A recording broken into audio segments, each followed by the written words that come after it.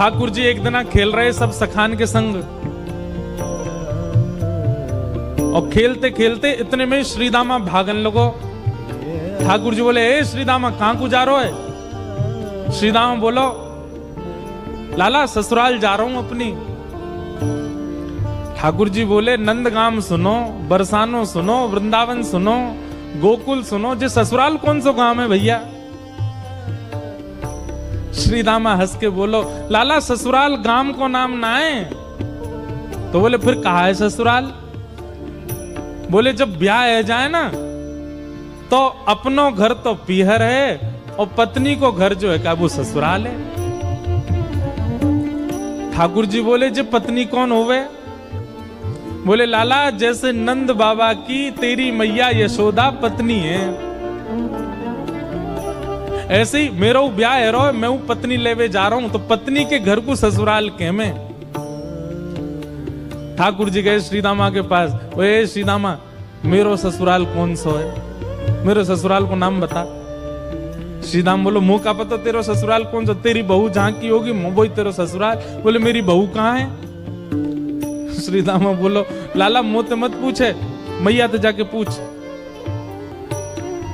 ठाकुर जी तो आज पहुंच गए सुबेरे ते ही, और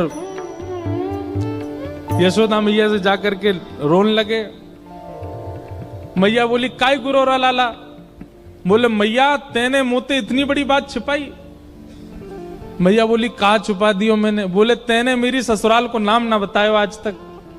मैं 3.5 बरस को बूढ़ा हो, अभी तक मुंह मेरी ससुराल ना पतो, और वो श्रीदामा अपनी ससुराल गए बहू लेवे। यशोदा मैया बोली, लाला तेरी संगत सुधारनी पड़ेगी, सबरे सखा तो दिन ब दिन बिगाड़ते जा रहे हैं।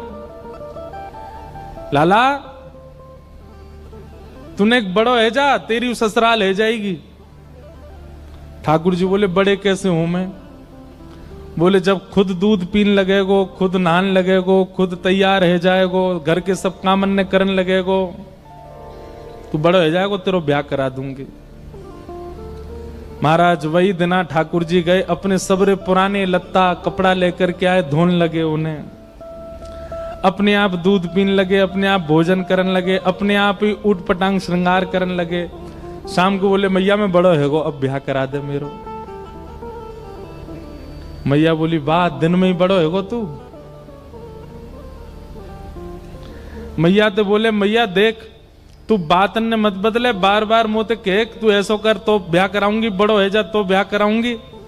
अब सब काम मैंने कर दिए, घर के सब काम काज करने लगो मैं, देख अपना श्रृंगार खुद करके आऊं, देख कैसो लग रहा हूं मैं। मैया बोली, ओठ वारी चीज आंखन में लगा के आयो, आंख वारी ओठन में लगा के आयो, यूं करो बड़ो है गो मैं।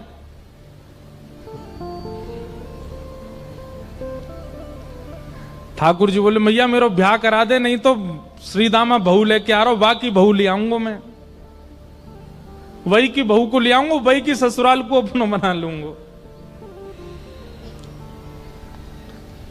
तभी एक सखा दौड़ो दौड़ो आया, बोले, ए लाला देख श्रीदामा बहू लेके आ गो। बहू को नाम सुनते ही ठाकुर जी तो मचल गए, लेके चल मुंह को जल्दी। मैया रोकने लगी, बोले, लाला ने सुधर के तो जा, कैसो बन के जा रहा है? ठाकुर जी तो दौड़े दौड़े गए, बोले, कहां ते आ रहे हो? बोले, वहां ते आ रही है, पालकी में बैठ के बाकी बहू आ रही है। ठाकुर जी पहुंच गए, बीच रास्ता में रोक ले, सबको कथा पता है।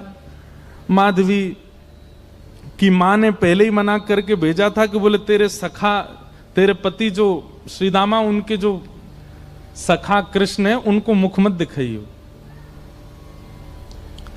ठाकुर जी पालकी में घुस गए, हाथ पांव जोड़ के कहने लगे, भाभी जी एक बार ने अपना मुख दिखाए दो, लेकिन माधवी ने नहीं दिखाया। अब देखो, भक्त नहीं चाह रहा है कि ठाकुर जी को मैं मुख दिखाऊं, पर ठाकुर जी तो देख रहे हैं ना। आप कितनों भी उनको देख लो, लेकिन आपके चित्त में भक्ति को संचार तभी होगी जब उनकी कटाक्ष आप पे पड़ेंगे। तो एक बात तो सिद्ध है कि यहां बैठे जितने भी हैं, एक बार भी यदि नाम के प्रति प्रेम आपके चित्त में बढ़ रहा है तो ठाकुर जी ने कभी तो देखे, भूल के ही सही देखे तो हैं हम, तभी हमारे चित्त में भाव उत्पन्न। ठाकुर जी कह रहे हैं देख ले, बड़े बड़े जोगी, बड़े बड़े तपस्वी, बड़े बड़े ध्यानी हमारे मुख को देखवे के काजे तड़पे, और हम तेरे सामने बैठे हैं, तू हमें मोहना दिखा रही अपनो। माधवी ने मुख नहीं दिखाया। ठाकुर जी बोले ठीक है, तड़पेगी मुख को देखवे के काजे। माधवी बोली मोए ना तड़पनो, मेरे पास मेरो खसम है, वही देख लूंगी, तुम्हें काहे को देखना। ठाकुर जी बोले वचन दे के जा रहा हूं, तड़पेगी। जैसे छोटे से बालक कभी कभी बड़ी बड़ी बात करते हैं तो बड़े लोग उसको मजाक में लेते हैं, ऐसी माधवी ने भी मजाक में लिया, देखा ही नहीं ठाकुर जी को। लेकिन ब्रज वृंदावन में तो और कोई काम ही नहीं। या दो हने बहनने मथनो पलेपो प्रेंखे खनार भरुदितो क्षणमार जनादो। श्री शुकाचार्य जी वर्णन करते हैं वृंदावन में कैसी स्थिति है। गोपियां दोहन करती हैं तो घर घर घर जो दही की मथनी की आवाज आती है ना, उसी में ही कीर्तन करने लग जाती हैं। कृष्ण ऐसे, कृष्ण के नेत्र ऐसे, कृष्ण की नासिका ऐसी, कृष्ण के कान ऐसे, कृष्ण को मोर पिछ ऐसा, कृष्ण की पीतांबरी ऐसी, कृष्ण की भुजा ऐसी, कृष्ण के चरण ऐसे। कोई गोपी अपने घर में चौका लगा रही है और चौका में पौंछा की जो छर्र छर्र आवाज आवे, वही छर्र छर्र ध्वनि में ही कीर्तन करने लग जाए, कृष्ण ऐसे, कृष्ण ऐसे।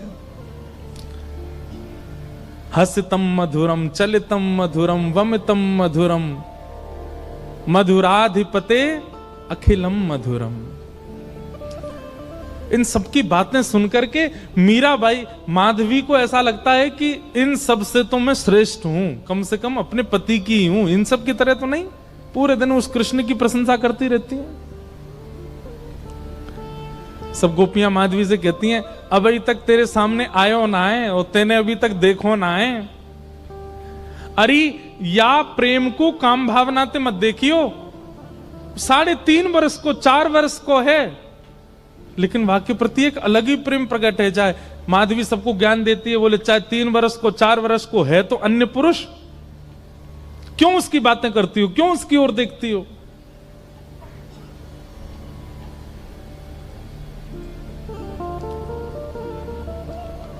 लेकिन 24 घंटे गोपियों के बीच में रहती माधवी को और कोई चर्चा ही नहीं सुनाई देती। सब केवल कृष्ण की बात करती हैं, जल भरती हैं तो बैठती हैं तो भोजन बनाती हैं तो बतियाती हैं तो श्रृंगार करती हैं, तो हर समय कृष्ण कृष्ण कृष्ण कृष्ण। माधवी ने कुछ समय अकेले रहने का भी प्रण लिया, लेकिन अकेले रह नहीं सकती, जंगल है, कहां अकेली जावे, जाना पड़ता है उसको। अब यहां देखो, माधवी चाहती नहीं है ठाकुर जी के सन्मुख आना, वो चाहती नहीं चर्चा सुनना, लेकिन ठाकुर जी चाहते हैं ना। बस यही हमारी भक्ति का भाव है, ठाकुर जी बस चाह जाए हमारे लिए। अभी वो चाहे नहीं है, अभी तो प्रयास हमारी ओर से चल रहा है। जिस दिन उनका प्रयास हो गया, उस दिन हमारी भक्ति सार्थक हो जाएगी। और वो प्रयास हमारे लिए करें, उसी के लिए सब नियम है।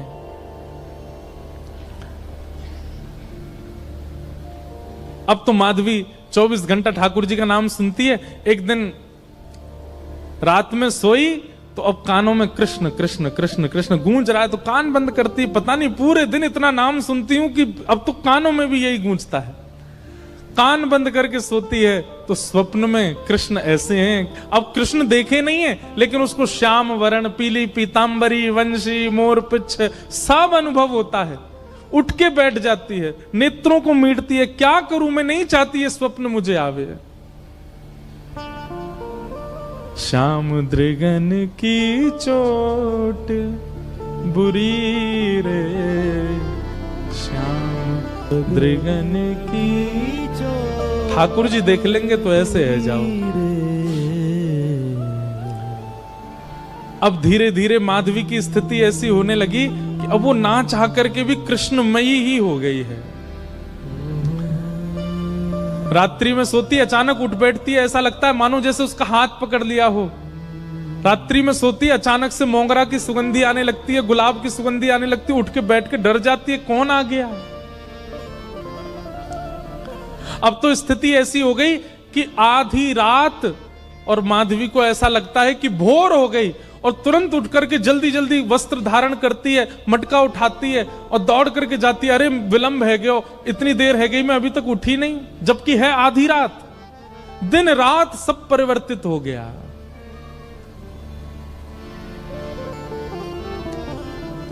पहुंच गई यमुना तट और यमुना तट जाकर के देखा एक भी गोपी नहीं है। तो माधवी को लगा कि मैं विलंब से आई हूं, सब शायद जल भर के चली गई हैं। जल भर के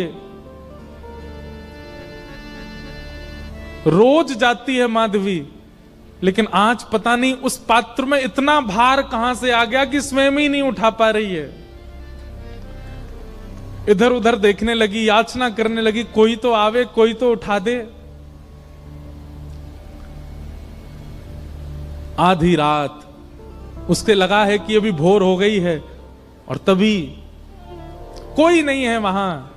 नंद नंदन श्याम सुंदर चलते हुए आ रहे हैं माधवी के पास। मैं एक बात कहता हूं बंधुओं, आप बच नहीं सकते ठाकुर। उनका नाम है कृष्ण, करशतीति कृष्ण। आप नेत्र बंद कर लोगे तो वो ऐसी बात बोल जाएंगे कान में कि कान से उनके हो जाओगे। कान बंद कर लोगे, नेत्र बंद कर लोगे तो ऐसी सुगंधी आ जाएगी कि सुगंधी से उनके हो जाओगे। नाक, आंख, कान सब बंद कर लोगे तो आपके अधर पर एक ऐसा रस टपका देंगे कि उससे उनके हो जाओगे।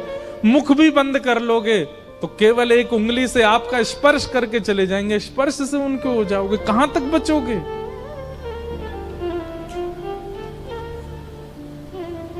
माधवी की मति घूम गई है। आधी रात ही आ गई और तभी ठाकुर जी वहां पहुंच गए। पहले तो चाल देखी तो चाल पर मोहित हुई, फिर जब वक्ष देखा तो वक्ष पर, जब हाथ देखे तो हाथ की चलन पर मोहित हो गई और मुख देखा तो भूल गई सुध बुध।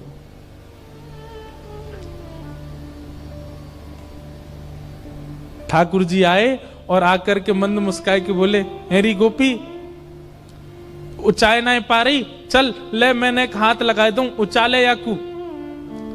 और एक तरफ से माधवी ने मटकी पकड़ी और दूसरी तरफ से ठाकुर जी आकर के नन्हे से गोपाल जी ने जैसे ही हाथ लगाया मटकी उठने लगी।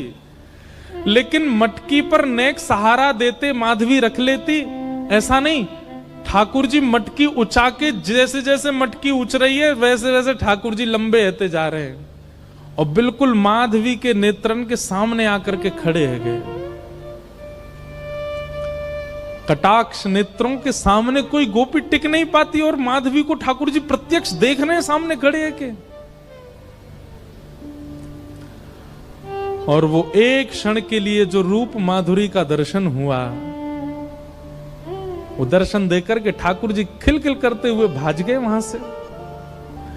अब माधवी चाहती है कि पीछे भागें, लेकिन पैर स्तब्ध हो गए। माधवी चाहती है कि चिल्लाए कि रुक जाओ, पर बोल नहीं पा रही है। माधवी चाहती है कि इधर गए मैं नेत्र घुमा करके देख लूं, पर नेत्र घूम नहीं पा रहे। पूरा शरीर मानो जैसे एक स्थूल स्तब्ध एक मूर्तिमंत की तरह खड़ा हो गया। केवल नेत्रों से अश्रु गिर रहे हैं, कुछ नहीं कर पा रही, बेसुध है माधवी।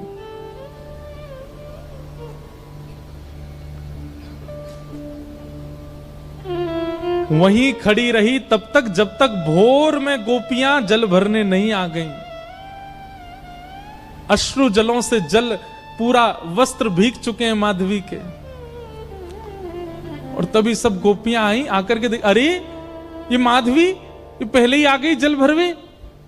सब ने जाकर के हिलाया, स्पर्श के बाद भी माधवी हिल नहीं पा रही है। बस नेत्र लाल पड़े हैं, अपलक नेत्र हैं और नेत्रों से केवल अश्रु गिर रहे हैं। बोलना चाहती है, कहना चाहती है, चिल्लाना चाहती है, किसी को पकड़ना चाहती है, पर कुछ नहीं कर पा रही है। ये है ठाकुर जी की दृष्टि यदि पड़ गई तो ऐसी स्थिति हो जाएगी। तब एक गोपी गई और यमुना जल लेकर के जैसे ही माधवी के मुख पे छिड़को, माधवी तुरंत सचल जैसी हो गई और धड़ाम से मूर्छित होकर गिरी। गोपियां सब उसके चरण मसलने लगी, हाथ पकड़ने लगी, सिर सहलाने लगी। और जैसे ही होश में आई, होश में आती बस रो रही है और पूछ रही है वो कहाँ है, मोहनी मूरत सांवली सूरत, वो कहाँ है। श्याम दृगन की चोट बुरी रे, श्याम दृगन की चोट बुरी है, श्याम दृगन